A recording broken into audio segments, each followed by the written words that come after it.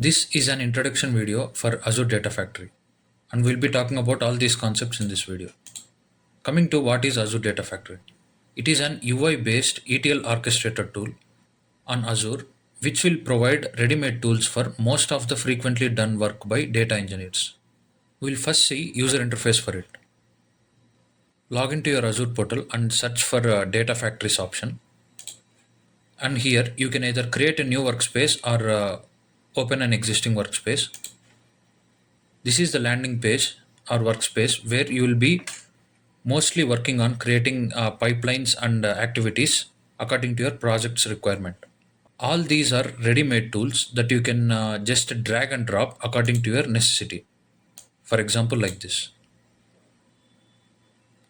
All these tools you can chain one after the other according to your requirement, and you can create pipelines like this. Before exploring all these tools, we'll first talk about few basic concepts in ADF. Suppose if I want to work on ETL related project on Azure Data Factory, let's see how Azure Data Factory helps us in realizing our project. If ETL is involved, we have to first establish connection with external data stores. Generally, if it was not on Azure Data Factory, what we'll be doing is we'll be setting up connection drivers for all the external data sources that we want, and we'll start writing code from scratch for this.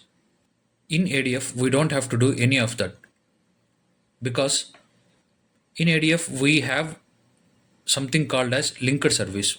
What this linked service does is it will set up the connection drivers and maintains them, and also has the underlying code required for establishing connection with all these external data stores. Now it abstracts all those complexity, providing you few fields where you can give the information, particular information like URL for those external data stores and server names, DB names, and credentials. That is how it helps you establishing connection with most of the data stores.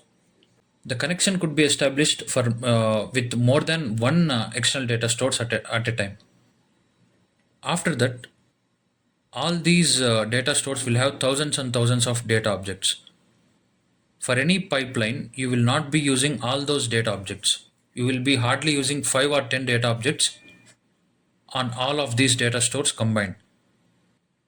Now, ADF provides a logical grouping area called datasets where you can place all those 5 or 10 data objects that you will be working on this pipeline out of all those thousands of data objects. After you logically group those required data objects, you can start working on pipelines or creating activities for your transformation related requirement on your project. After these pipelines are created, you will have to invoke them to run, right? So you could either manually invoke them or automate that invoking process using triggers. You can create triggers and attach them to pipeline, mentioning important information like at what particular time these pipelines have to be invoked and at what periodic intervals this has to be run. Those kind of information and invoking process can be automated through triggers. Now we have already talked about how in Azure Data Factory all the tools are just drag and drop. There is no code that you have to write for doing any work. That doesn't mean that ADF doesn't provide the functionality for you to explicitly write the code. That can be done through attaching some notebooks in terms of activities in inside pipelines. So the point that I want to discuss is all these are drag and droppable items, but still there will be code underlying these ready-made tools, right? So where do all the code underlying these ready-made tools will run?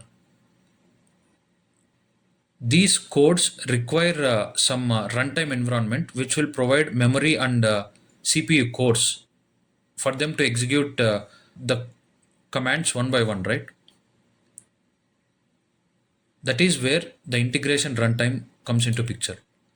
What this integration runtime does is it will help you create computational resources by selecting how much memory you want and how many cores of CPUs that you want. for running the logics that are inside pipeline and even linked services and triggers. So for all these code to run, integration runtime will be the backbone. Now the theory is done. We'll see few of these automated tools in user interface. First start with integration runtime. Now come to manage section here, and here there is something called integration runtime. You will be already having an runtime when you come here. I believe this is a serverless runtime. If you want to create a new runtimes, you can just click here, and these are all the options. Right now, we'll just see this Azure or self-hosted. If you want to provide all those computational resources on cloud, you can go with this option. Or if you have those kind of resources on on-prem or in any private network, you will have to select this one. Right now, I'll select cloud option. Here you can give a name, description, and region. Next, virtual networks. This is the important part. This is the compute size that you will be selecting according to your project's requirement. You can either select the available options, you can or you can select the custom and explicitly select the number of counts, core counts you want, and the ideal time that this has to stay live. Click create option below to have those resources.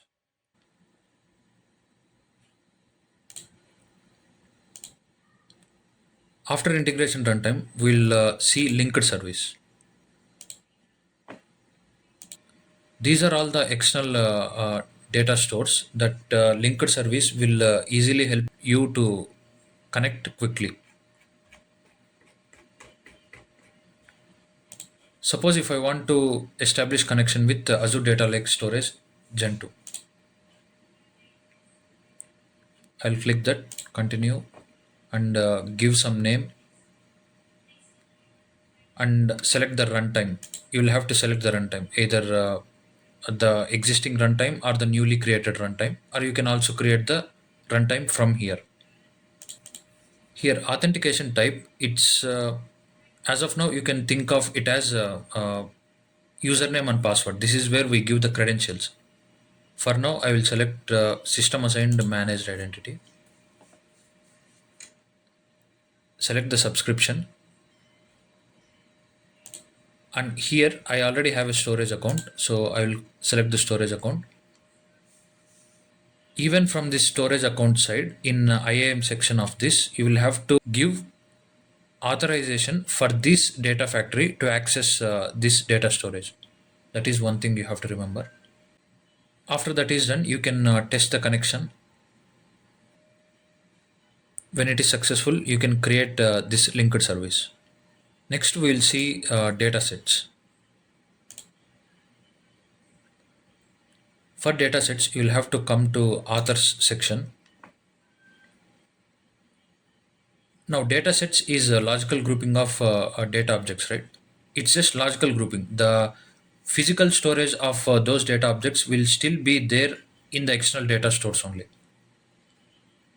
Inside these data sets, you can create folders for even more proper grouping of your data objects. I will create a new data set now. I have a file inside Azure. I will select this. I will select delimited text. So this is where you will be selecting your linked service to connect to that external data store. Here I can browse through all these containers inside that storage.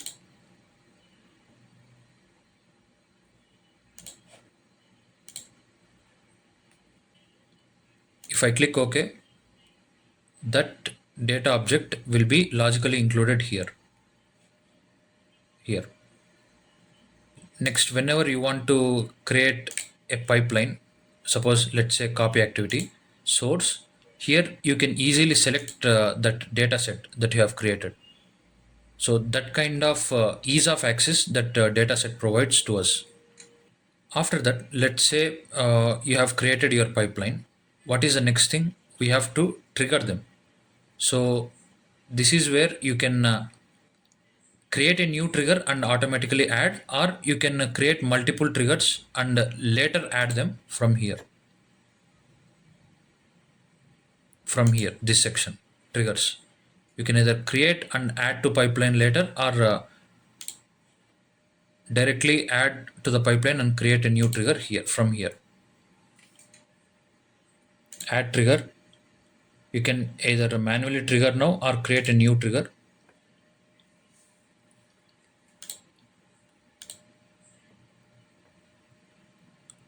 Give a name. These are all the types of options that you can select in terms of periodicity. Suppose, as of now, I'll select the schedule, and we can mention the start date, time zone, reoccurrence for our periodic triggering.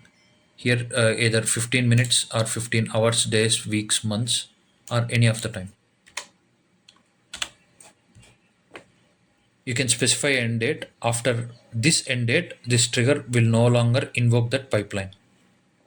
Whatever concepts we discussed are like important skeletal structures of Azure Data Factory. Remaining individual items are very evident and easy to understand. In upcoming videos, we'll be discussing about all these activities in depth, and also data flows, Power Queries templates. That is the end for this video.